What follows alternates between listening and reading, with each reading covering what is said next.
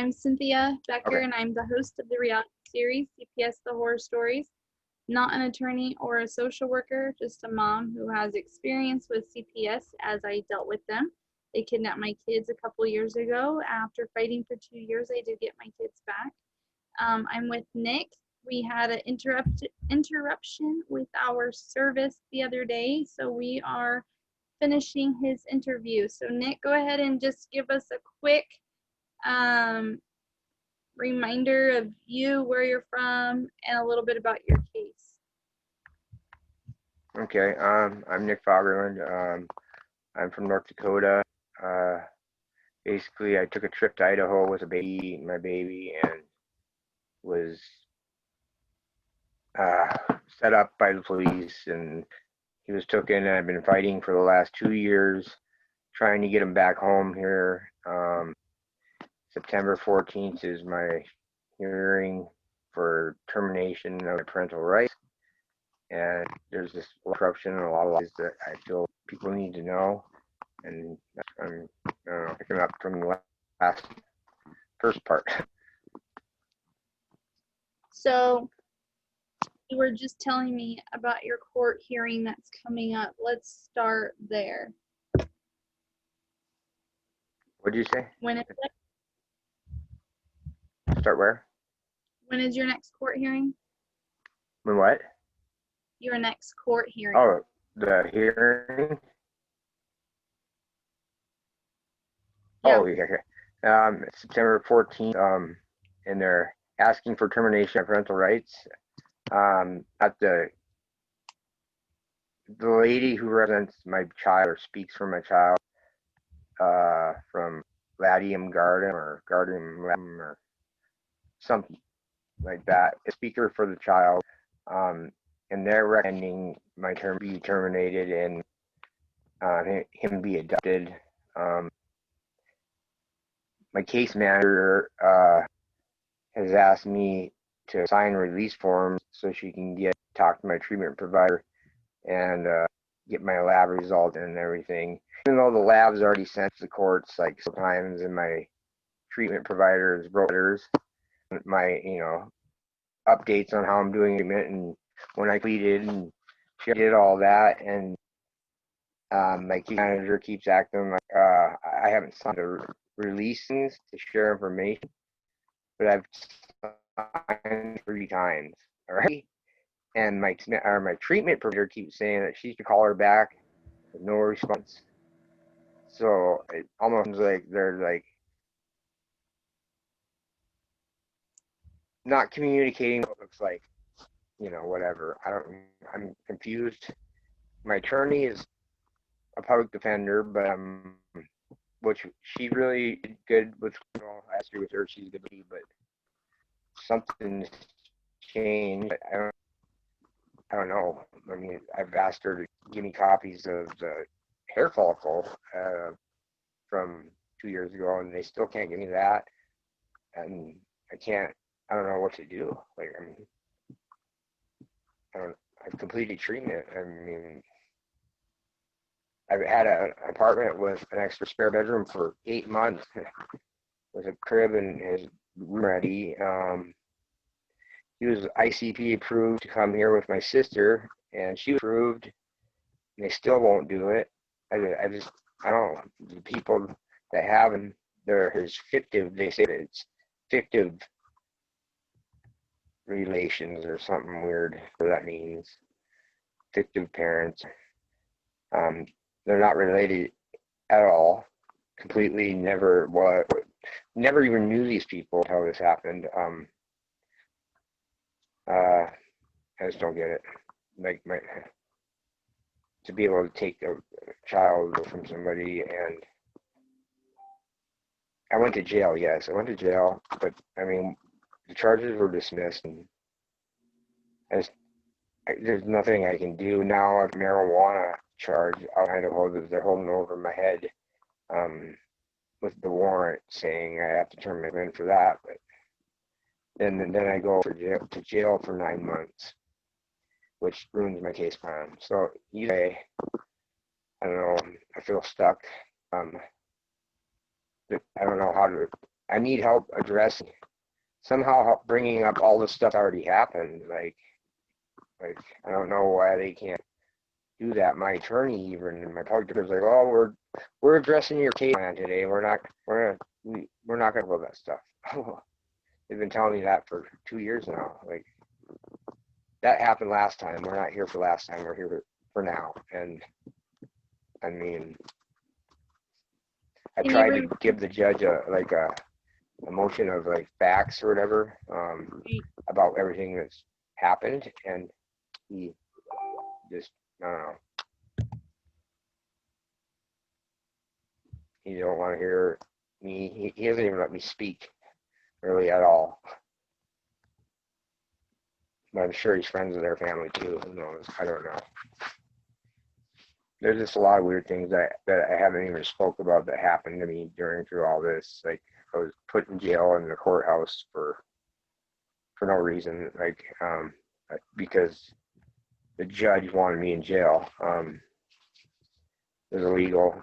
The sheriff's department wouldn't take me to the jail because they said what the judge was doing was illegal. And that was the day that Jonathan was placed with these people who have him. Like, it was a judge that came in for one day, a fill-in judge, special, whatever. And that's when he gave them whatever, temporary, whatever. And they weren't even foster licensed or anything. They just started doing all this. Or I don't even know. It's like, so I'm just trying to stay on track here, doing birthday parties and stuff for kids and parents that can't afford it. Just donate my time. And I got a big air castle bounce house that I earned working, and so we just drive it around. And I got a cotton candy machine and a ice cone machine, and we do it for free, for anybody that can't afford a birthday party. And that's what I've been keeping myself busy doing that, trying to, but. Remind me how old he is. He is almost 2 years old. So he was born in October 2018. Yeah. And he's your only child? No, I have 4 other sons. They're all grown up though. I've got like a 24 and a 22-year-old, and then 2 18-year-olds. Did you so they're. Did you raise them?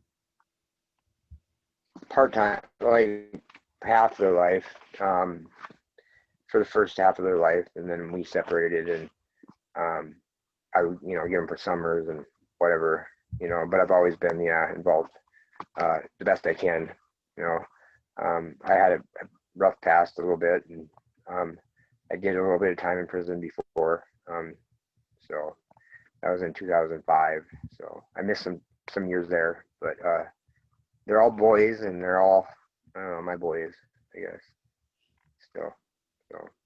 Did they have my a relationship? 2 18-year-old boys are kind of. We can't Okay. say his name. Okay. Do your other children, your other boys, have a relationship with your youngest? No, they never did. They never even got to meet him. So, yep, they're in Idaho, Coeur d'Alene area, and actually, my youngest boy, he had the first girl of her family. He's a daddy, and I'm a grandpa, and she was born right around the same time he was, and but we never got together yet. I was out there when all this happened. They're out from the same area, and I was talking to him, and then I got in trouble, and that set him. That not only caused me to lose him, my son. It caused me to lose my family, other family people too, because I had a history, and I can't blame them for thinking bad things and stuff, but it's really been hard on me. Like, the only person that really stuck by me was my dad. He if it wasn't for him, I would be here right now. He still has his doubts and whatever, I mean, but he's never said it, and he's always tried to support me through it, and because they were kept on violating me and arresting me over and over. He would bond me out, trying, like, because I was telling him that this is not, this is really happening, and it's really hard to believe sometimes that your system or your people that are supposed to be helping families and like saving children from being abused are using that power to do and take and get money, federal funding, and just, it's just a racket, and I don't know why we put up with it. It's like why it's like it is. So, Yeah. as you were saying, Is it you're getting sick or something maybe, or no? no, I don't know if you're aware I have medical issues. Yeah, you mentioned it. So, my tubes, they just make me sick sometimes. So,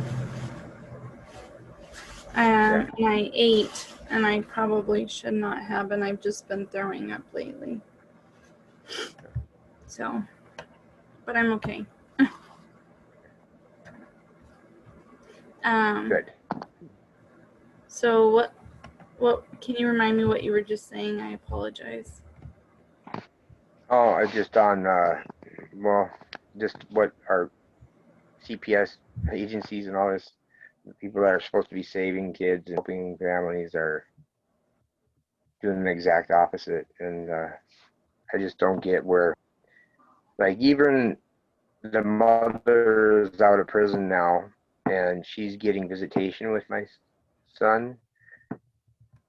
It's once a week at the welfare office or whatever, supervised, and the report says that she doesn't even know if she wants to unify with him, and it doesn't even sound like her at all. Like, I don't know where they're getting that from, but either they're talking her into it. I don't know. It's strange. I don't see why she even has supervised visits. She didn't do anything. I mean, just got out of prison. She should be able to get him back.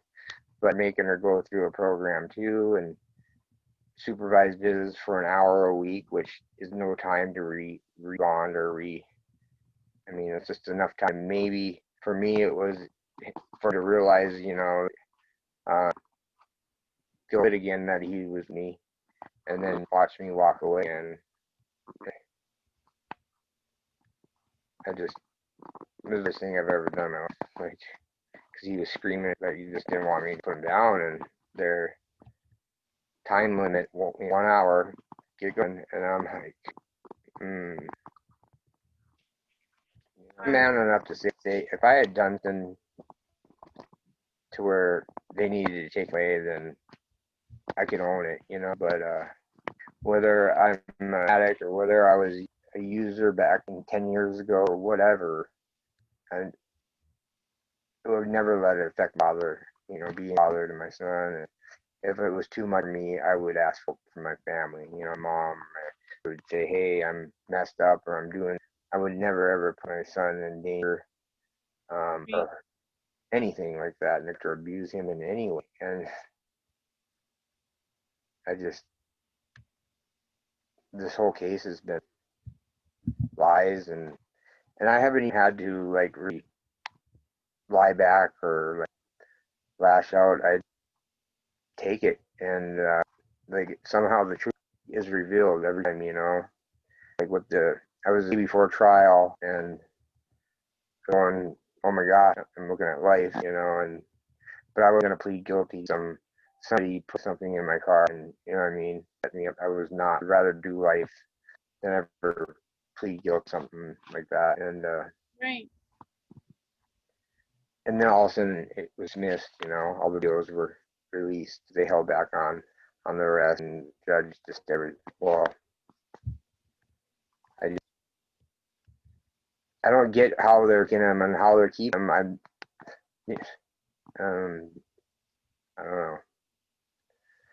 I don't know what to do. Like you said, you lost your kids. Did you terminate your parental rights terminated and then get them back, or I mean, So what happened when they did a lot that of happened? they did a lot of illegal things. They had me illegally. They forged my signature to sign away my parental rights and told me I was going to get my kids back. I believe it. And it wasn't until How did you prove it, or say it again? I said, did you prove it somehow that did that, or no? I mean, eventually. My boss had to do all of that for me, my attorney, because there was no way I could do any of it on my own. They had dug. I mean, I was in such a hole from them. I couldn't get out of it on my own. It was pretty bad.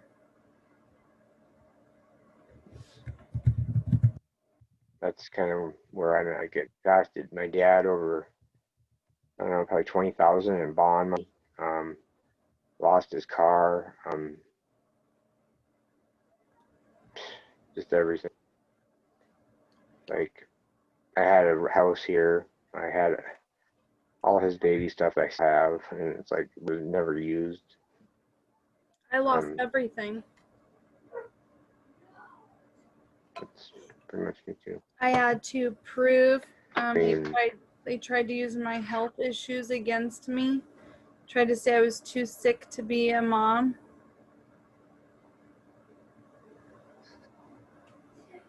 It was horrific. Yeah. So. And who do we do to for help? Like, is there a police officer that polices corruptors and CPS and the cops?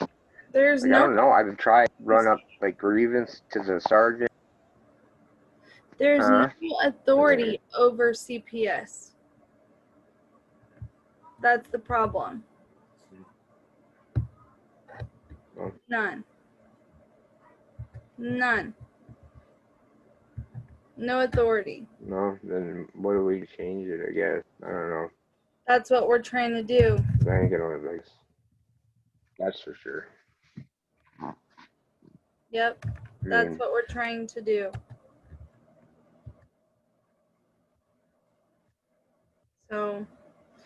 So what would you advise people that are listening right now?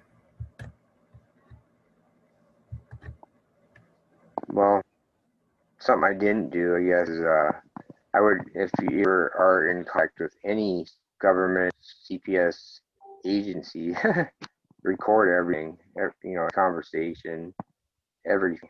Don't even talk without being, having a back recorder or something. And maybe if you can have an attorney ready, yes, that no CPS. It seems like it's impossible to find one. Out, like you said, there's I don't know what people, we need to get together as people and not let it happen anymore. I mean, I don't know where to start, but I know I'm not continuing to live in the next 2 years without my son. I know that much. So I want to do everything in my power to do it right, whatever way. But where were the people? Where were anybody when they stole from me? Like, why aren't they arrested for lies that I can prove are lies? You can sue them. They kept in my family. They've everything. There was no abuse or neglect in my case. Right, and like, absolutely. Besides the fact I went to jail for 5 days. You can sue them afterwards, but right now you have to play their game until you get your son back. Well, when they turned me on next week, then what? Then what? Say You it know? again. I said, what happens when I get terminated? Then I have no rights to them, and then done, right? Well, you can always appeal Is and that how it works? Like, termination of my rights, they rule for that? Huh? I said you can always try to appeal. I don't know. Try to. Yeah, I will. I'm gonna appeal. I mean, it's, you know, it's so black and white as far as with police and their lies. It's on court record. They've already sworn an oath to the judge, and they're caught. So, why aren't they charged? Like, I have to file a civil suit to get, like, but it's so blatant. There was no shelter hearing. There was nothing. It was all corrupt. Right. I know.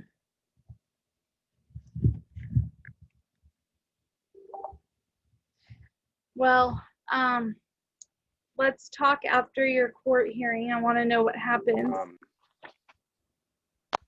All right. Let's get an update. Yeah. Yes. Why don't you try calling on Saturday on the radio If show? there's anybody out there that has any ideas before that hearing, hit me up, I guess, because I need help. Any ideas?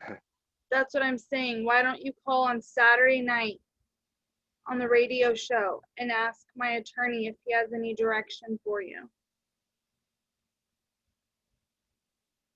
Okay. All right. All right. Get the Sounds info good. from my assistant. Okay. All right. Yeah, I will. All right. Well, thanks, Nick. No problem. Have a Thank you. good day. Yep. Bye.